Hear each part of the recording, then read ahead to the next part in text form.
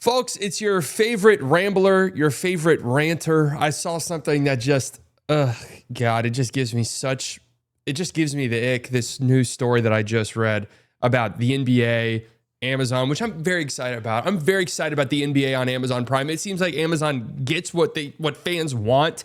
It feels like the coverage surrounding it is going to be uber positive. Same with NBC. It feels like these people at least understand that basketball fans want a positive viewing experience. We don't want to sit here and have these ESPN morons, these ESPN idiots beat us over the head for hours about how terrible the sport is while we're watching the sport. So thankfully, these platforms seem to get it. But there was one thing about the Amazon new feature that Amazon's rolling out that I think it's so dangerous. I think it's quite dangerous. All throughout the season, I'm going to be coming at you guys with videos on this channel, so make sure you're subscribed. Make sure you leave a like, guys. It's free. I mean, literally, I thought about this the other day. Leaving a like on a video is free. It's completely free to do, and it helps out tremendously. I've started leaving likes on every video I've seen, even if I dislike it, guys. That's just how real I am. So make sure you like the video. What exactly am I talking about? Well, Adam Silver didn't announce this. I think Amazon did. But there will be a new feature when you watch NBA games on Amazon Prime this year where you can link your FanDuel account and you can, in live time, see your fucking life savings go to $0 because you bet the over on Peyton Pritchard first half points and he's just not going to hit it. And now you're sending him death threats in his DMs. That's exactly what this announcement is. I think that this is horrible. I think this is incredibly dangerous.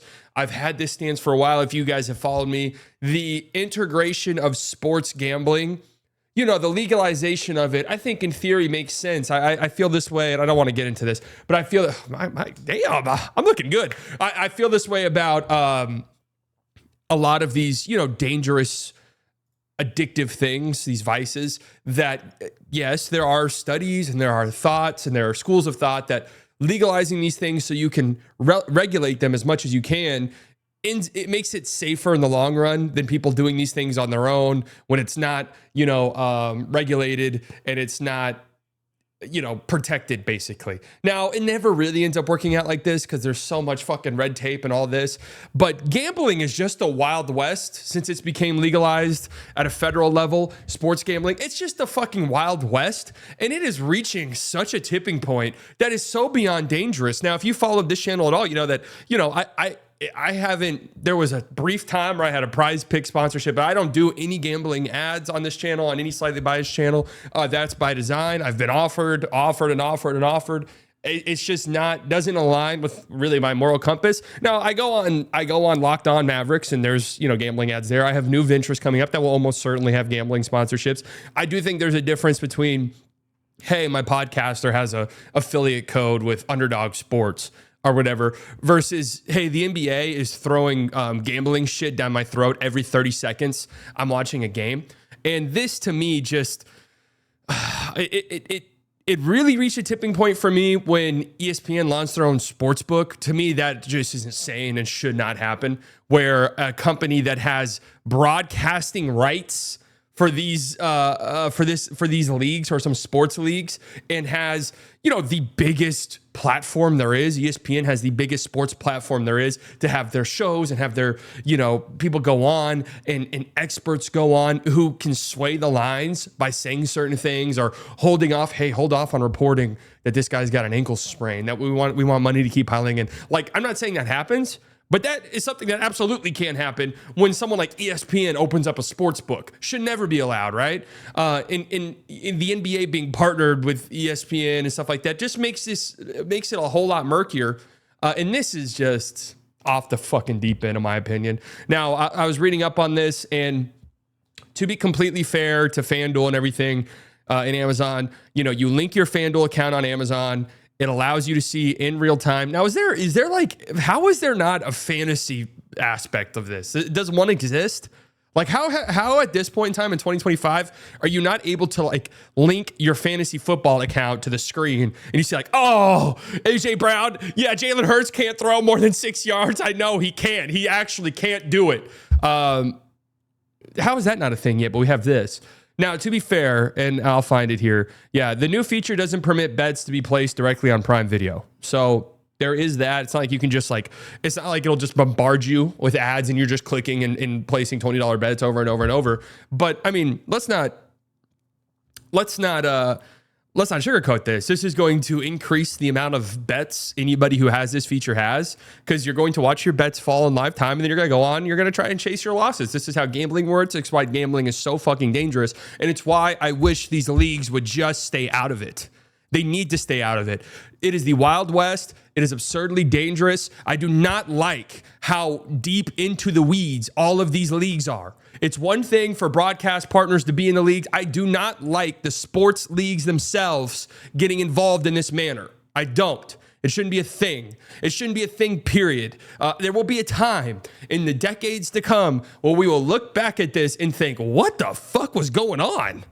What was going on back then? It'll be like cigarette ads. That's what it will be like. We will look back at this Wild West period 20 years from now and be like, what was happening? Like Kevin Hart was on every other commercial.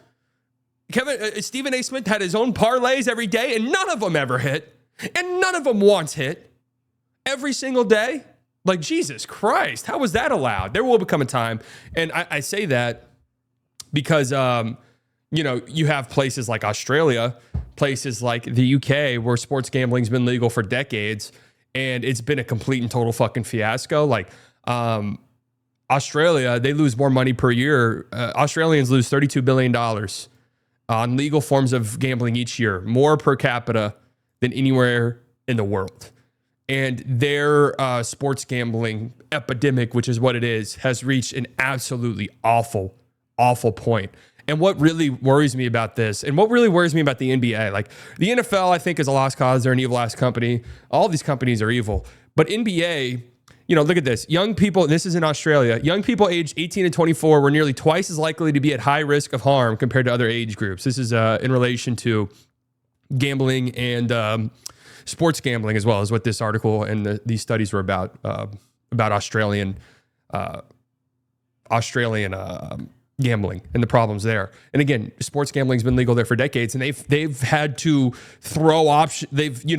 I think last year they made it illegal in Australia to link your credit card to sports books because people were going into debt to pay off their gambling debts. I think it was 2018, somewhere around there. They had to limit the amount of they had to limit the time of the day where sports books could advertise on the TV because so many young people were seeing these advertisements and it was getting to them. The reason why this bothers me for the NBA so much is it's such a young, its audience skews so young, especially when you compare it to like other major sports leagues. It skews so young, right? And opening up these, these very, very susceptible 18-year-olds and 19-year-olds and 20-year-olds to these sports gambling ads and fucking bombarding them over and over. And you guys have seen these ads, man. You guys have seen them. It's insane. And they throw these buzzwords at you that's like, you can't lose. This is your can't lose, no sweat parlay. You can't lose it.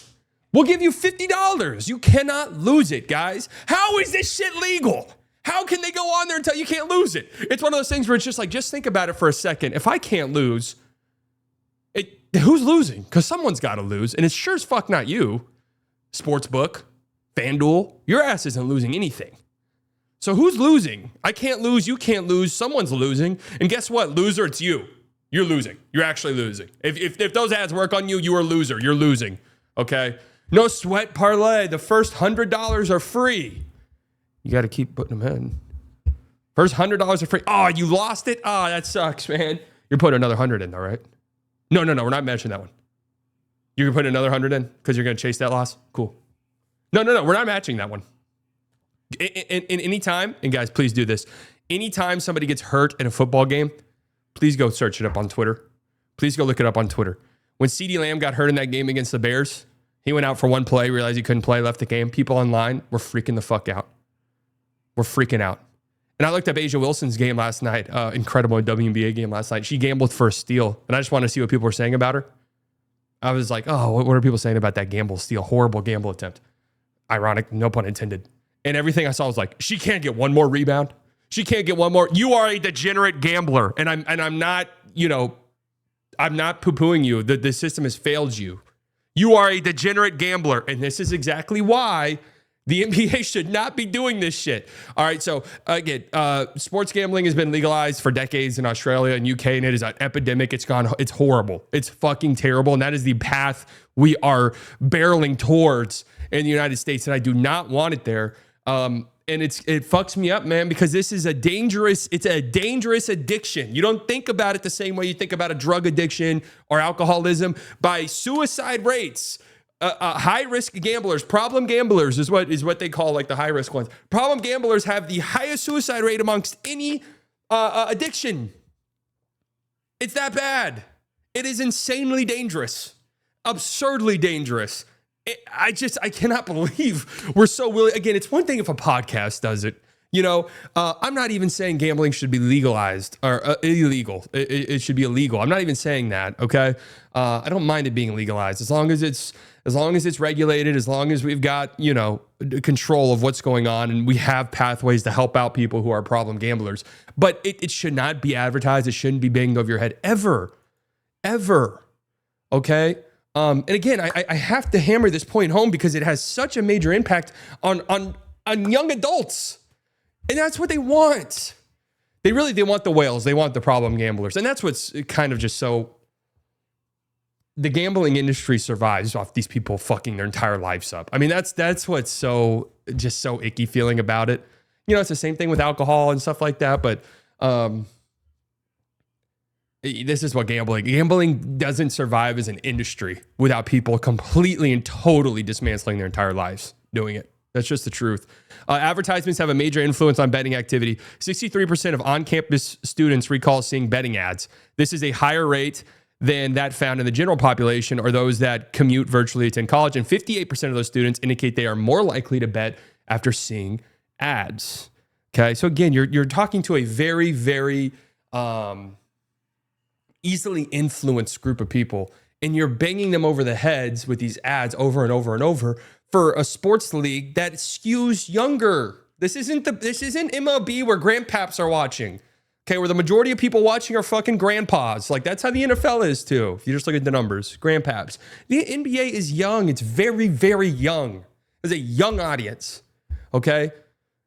And again, I don't mind podcasts doing it. Like, that's its own thing entirely. It is. It should not be on ESPN. It should not be on Amazon. It should not be during commercial breaks. They should never, ever mention it during a broadcast, ever at any point. I don't want to hear anybody's parlay who has a commentator in the game. I don't want to fucking hear it. And I don't find it funny. I don't find like this guy's a horrible gambler, here's his parlay advice. I don't find that shit funny at all, because then people are going to go out and do it and lose money. Like, I don't find that funny. There's these online Twitter personalities who are like, a professional gambling advice, who are like god awful dog shit gamblers, and everyone makes fun of them. I'm like, yeah, that's funny and all, but then like, you notice that these guys work for Prize Picks, don't you? Don't you like kind of see what's going on here? Don't you peek under the hood and just take 1 second of critical thinking? Don't you see what's happening here? You think Prize Picks would hire these fucking doofuses if they didn't just bring in the money off these degens? Huh? That's where I have problems. Again, I don't mind your Locked On podcast. I know this sounds hypocritical, but I've always had this stance. I don't mind your Locked On podcasts doing an ad break. I don't mind that. I really don't. Well, I do mind when I'm watching an NBA game and Charles Barkley's telling me his parlay. I don't want to hear it. 10% of young men in the U.S. show behavior that indicates a gambling problem compared to 3% of the general population. This was a Farley Dickinson University survey. So again, it hammers home the point. These are young adults who are susceptible to this. And it's going to continue to bang them over the head. And this was after Ohio legalized gambling, sports betting in 2023. They saw a 55% increase in calls to their gambling hotline, their gambling problem hotline, which I don't think is necessarily a terrible thing, because that's part of if we're going to regulate something, we make it safer. We give these people hotlines. Hey, don't just be in the dark because you're illegal gambling and you don't want to seek help because you're scared of that. Like, come get help if you need help. I don't think that's necessarily a problem, but it does go to show this is a very addictive, very, very addictive vice. Gambling is, and it's very easy to fucking rock your life doing it. And that's the importance. And you know what? I think that should be, if you're gonna advertise gambling, that needs to be like a, hey, please gamble responsibly. It's not said enough. Get rid of the, hey, no sweat parlay. You can't lose. Here at FanDuel, you can't lose.